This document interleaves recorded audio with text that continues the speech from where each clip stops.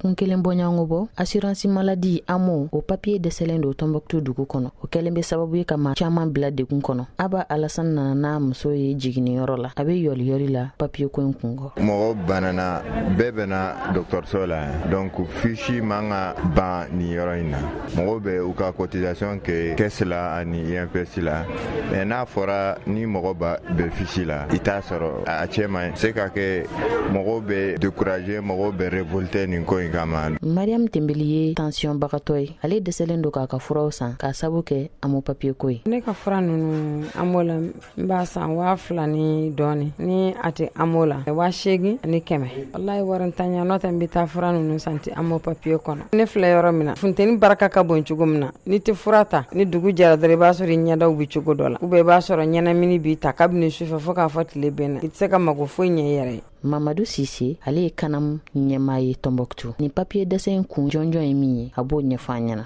Contrat de bi kanam ni postu ni ɲɔgɔn cɛ olu de b'an ka taa n'an ka koliw ye yɔrɔw la donc a dir'u ma mais u ye gɛlɛyaba sɔrɔ a nali la Tombouctou o de y'a to tile 2 in na